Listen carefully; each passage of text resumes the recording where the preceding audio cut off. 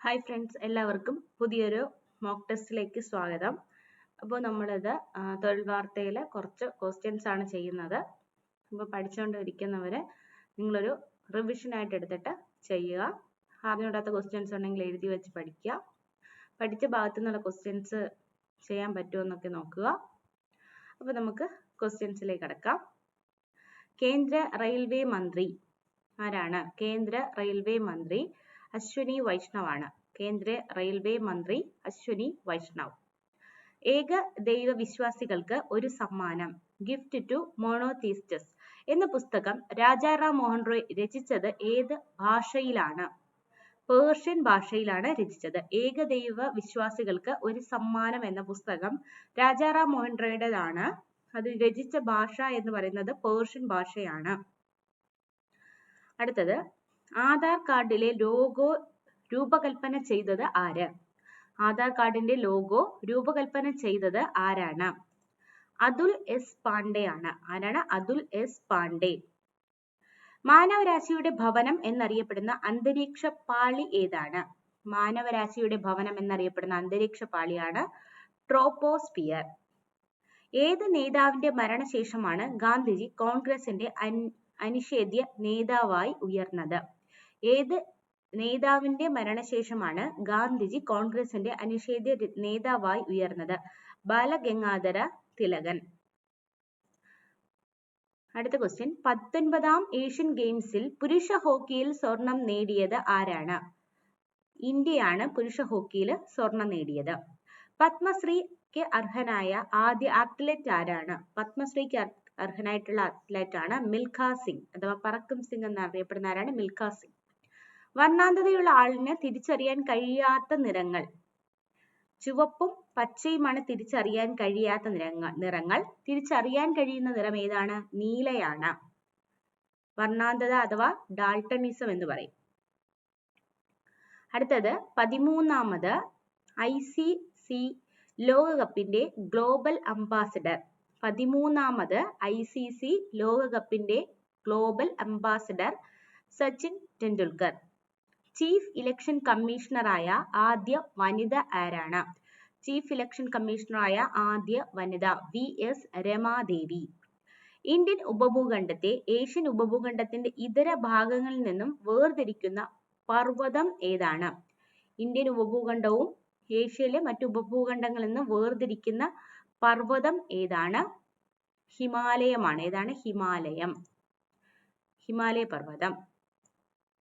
അടുത്ത ക്വസ്റ്റ്യൻ, മുംബൈയെയും നാസിക്കിനെയും ബന്ധിപ്പിക്കുന്ന ചുരം ഏതാണ്? മുംബൈയെയും നാസിക്കിനെയും ബന്ധിപ്പിക്കുന്ന ചുരമാണ് താൽഘട്ട്.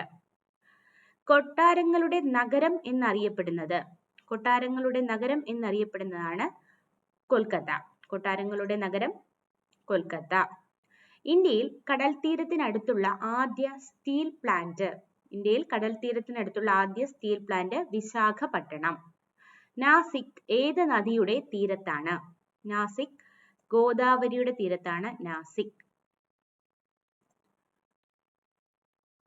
ആരുടെ നേതൃത്വത്തിലാണ് ഏഷ്യയിലെ ആദ്യത്തെ ആണവ റിയാക്ടർ ട്രോംബെയിൽ സ്ഥാപിതമായത്? ആണവ റിയാക്ടർ ട്രോംബെയിൽ സ്ഥാപിതമായത് ഹോമി ജെ ഭാഭയുടെ നേതൃത്വത്തിലാണ്. ഡെക്കാൻ പീഠഭൂമിയുടെ ആകൃതി എന്താണ്? ത്രികോണ ആകൃതിയാണ് ഡെക്കാൻ പീഠഭൂമിക്കുള്ളത്. ഛോട്ടാ നാഗ്പൂർ പീഠഭൂമി വ്യാപിച്ചു കിടക്കുന്ന സംസ്ഥാനങ്ങൾ ഏതൊക്കെ? ഛത്തീസ്ഗഡ്, ജാർഖണ്ഡ്.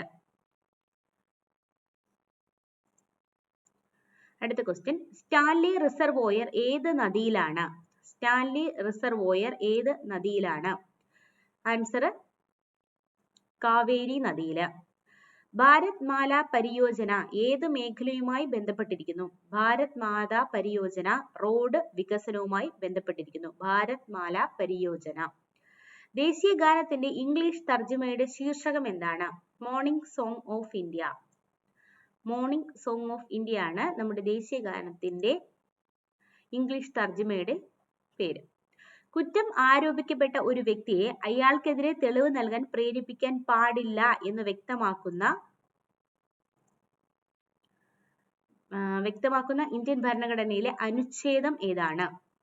ആർട്ടിക്കിൾ 20. റിപ്പബ്ലിക് ദിന പരേഡിന്റെ ഭാഗമായി ദേശീയ പതാക ഉയർത്തുന്നത് ആരാണ്?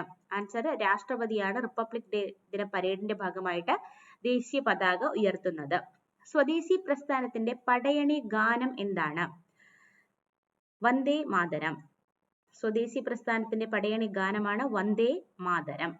ബങ്കിം ചന്ദ്ര ചാറ്റർജിയാണ് എന്ത് വന്ദേ മാതരം രചിച്ചത്. ഇന്ത്യയിൽ മനുഷ്യാവകാശ കമ്മീഷൻ രൂപവത്കരിക്കുന്നതിന് കാരണമായ UN ഉടമ്പടി ഏതാണ്? 1993 പാരീസ് ഉടമ്പടി. അടുത്ത ക്വസ്റ്റ്യൻ, ഭരണഘടനാ നിർമ്മാണ സഭയിൽ വിഭജനത്തിന് മുൻപ് ഗവർണേഴ്സ് പ്രവിശ്യകളിൽ നിന്നും എത്ര പേരാണ് ഉണ്ടായിരുന്നത്? വിഭജനത്തിന് മുൻപ് എത്ര പേരാണ് ഉണ്ടായിരുന്നത്?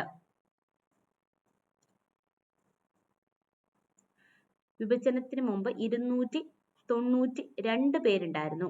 വിഭജനത്തിന് മുമ്പ് 292 പേരായിരുന്നു ഉണ്ടായിരുന്നത്. 292 പേര് വിഭജനത്തിന് മുൻപുണ്ടായിരുന്നു. അടുത്ത, ഭരണഘടനാ നിർമ്മാണ സഭയിൽ ഏത് അനുച്ഛേദം അവതരിപ്പിക്കുമ്പോഴാണ് അംഗങ്ങൾ മഹാത്മാഗാന്ധി കി ജയ് എന്ന മുദ്രാവാക്യം ഉയർത്തിയത്?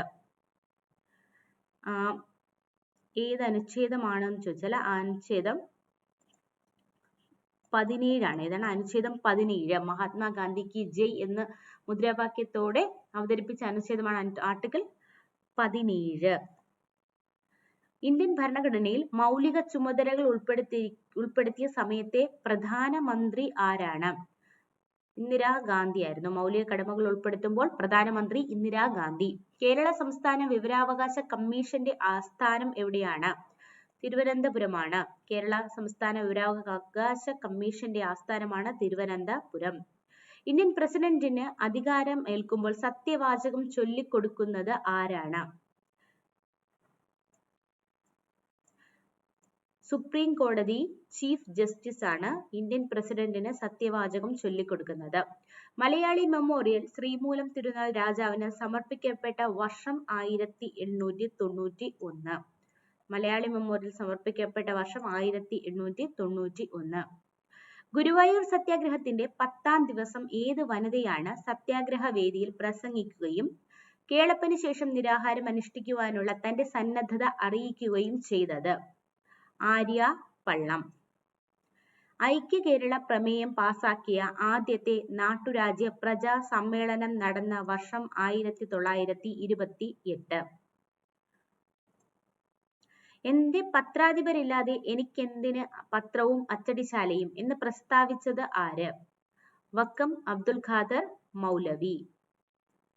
കോഴിക്കോട് ബേപ്പൂരിൽ ഉപ്പു സത്യാഗ്രഹ സമരത്തിന് നേതൃത്വം നൽകിയത് ആര്? കോഴിക്കോട് ബേപ്പൂരിൽ ഉപ്പു സത്യാഗ്രഹ സമരത്തിന് നേതൃത്വം നൽകിയത് മുഹമ്മദ് അബ്ദുറഹ്മാൻ സാഹിബ്. മുഹമ്മദ് അബ്ദുറഹ്മാൻ സാഹിബ്. അടുത്ത ക്വസ്റ്റ്യൻ, കേരളത്തിൽ വിസ്തീർണത്തിൽ 2ാം സ്ഥാനം ഉള്ള ജില്ല ഏതാണ്? വിസ്തീർണത്തിൽ 2ാം സ്ഥാനം പാലക്കാട്. കേരളത്തിലെ ആരോഗ്യ മന്ത്രി ആരാണ്? വീണ ജോർജ്. കേരള സ്പോർട്സ് കൗൺസിലിന്റെ ആദ്യ പ്രസിഡന്റ് GV രാജ. അടുത്ത ക്വസ്റ്റ്യൻ, ചിന്നാർ വന്യജീവി സങ്കേതത്തിലൂടെ ഒഴുകുന്ന നദി ഏതാണ്? ചിന്നാർ വന്യജീവി സങ്കേതത്തിലൂടെ ഒഴുകുന്ന നദിയാണ് പാമ്പാർ. അടുത്ത ക്വസ്റ്റ്യൻ, ഋഷിമല പുഴ, പശുകിടാമേട് പുഴ, രാമക്കൽ തേരിപ്പുഴ എന്നിവ ചേർന്ന് രൂപം കൊള്ളുന്ന ജലപ്രവാഹമാണ് അച്ചൻ കോവിലാർ. ഋഷിമലപ്പുഴ, പശുകിടാമേട് പുഴ, രാമക്കൽ തേരിപ്പുഴ എന്നിവ ചേർന്ന് രൂപം കൊള്ളുന്ന ജലപ്രവാഹമാണ് അച്ചൻ കോവിലാർ. അപ്പൊ 40 ക്വസ്റ്റ്യൻസ് ആണ് നോക്കിയത്. ബാക്കിയുള്ള ക്വസ്റ്റ്യൻസ് വരും ക്ലാസ്സുകളിൽ നമുക്ക് നോക്കാം. അപ്പൊ ഇതുപോലെ ക്വസ്റ്റ്യൻസ് പ്രിപ്പയർ ചെയ്യുക, ടോപ്പിക് അനുസരിച്ച് പഠിക്കുക.